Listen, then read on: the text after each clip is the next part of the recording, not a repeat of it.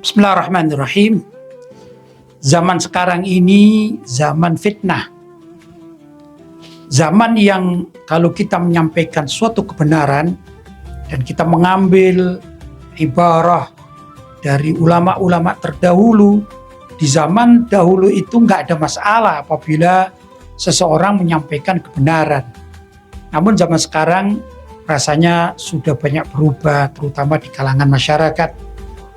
Kalau kita bicara tentang karomatul aulia, maka zaman sekarang karomatul aulia itu kalau diterangkan bukan lagi diyakini sebagai karomatul aulia, tetapi sebagai dongeng-dongeng yang dianggap bohong semata.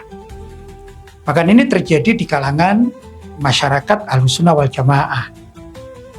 Kalau Nabi Muhammad SAW menerangkan tentang mukjizat, itu kita yakin betul-betul 100% karena ayat-ayat Al-Quran serta hadis-hadis Nabawi banyak di sana terkait dengan masalah mukjizatul Rasul.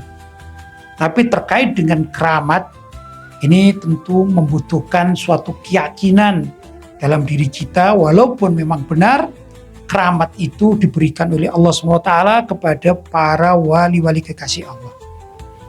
Umat Islam yang hatinya salim atau selamat, bersih, mereka akan meyakini kebenaran keramat-keramat itu. Tapi zaman sekarang rasanya cukup sulit untuk menerangkan kepada masyarakat awam terkait dengan keramat para wali. Saya mengajak kepada tokoh-tokoh Islam terutama di Indonesia. Banyak tokoh-tokoh kita, tokoh-tokoh Islam yang mempunyai garis keturunan dari nenek moyangnya, yaitu orang-orang soleh. Bahkan mereka di zaman tersebut termasuk min ahlil karamah, yaitu mempunyai keramat yang sangat luar biasa, karena datuk-datuk itu dipilih oleh Allah menjadi sebagai para wali kekasih Allah. Hanya saja zaman sekarang kalau tokoh-tokoh ini menerangkan kepada masyarakat awam pada khususnya tentang keramat para datuk, ini menjadi bumerang. Baik itu dari kalangan para kiai atau juga dari kalangan para habaib dan juga dari para gus, para lora, ajengan dan tuan guru. Kalau akan menerangkan kepada masyarakat, saya berharap tidak lagi berbicara masalah karomat para datuk-datuk terdahulu, karena zaman sekarang tidak seperti 30 tahun yang lampau. Sebaiknya tokoh-tokoh yang berperan untuk benar-benar terhadap masyarakat muslim itu lebih banyak bicara tentang pendidikan, pelajaran terkait dengan syariat, entah itu terkait dengan ilmu akidah, atau juga ilmu syariat, atau ilmu fikih, atau juga ilmu akhlak, tasawuf misalnya, atau ilmu-ilmu yang memang betul itu dinilai sebagai ilmiah. Tidak lagi membicarakan tentang kehebatan datuk-datuk, apalagi keramat datuk-datuk yang hidup sekian puluh atau ratus tahun yang lampau. Ini menjadi bumerang. Apapun yang terjadi di tengah masyarakat zaman sekarang itu tidak lepas dari apa yang dikatakan oleh Imam Malik bin Anas radhiyallahu taala anhu. Beliau mengatakan, kullun yu'khadu min qawlihi wa yurad illa sahib hadzal qabr. Yang mana saat tersebut Sayyidina Imam Malik radhiyallahu taala anhu berada di dekat makam Nabi Muhammad sallallahu alaihi wasallam. Dan terjadilah beberapa perselisihan dan pendapat di kalangan sebagian orang.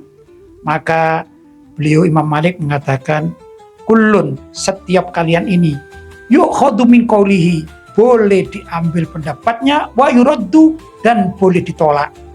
Illa sahib hadzal qabr, kecuali pemilik kuburan ini, maksudnya adalah Rasulullah Shallallahu Alaihi Wasallam. Karena itu jangan ada di antara para ulama, para tokoh masyarakat, entah itu yang menjabat sebagai kiai, lora, gus, habib, ustadz, bahkan juga tokoh-tokoh Islam yang menjabat di beberapa tempat jabatan yang dipandang oleh masyarakat.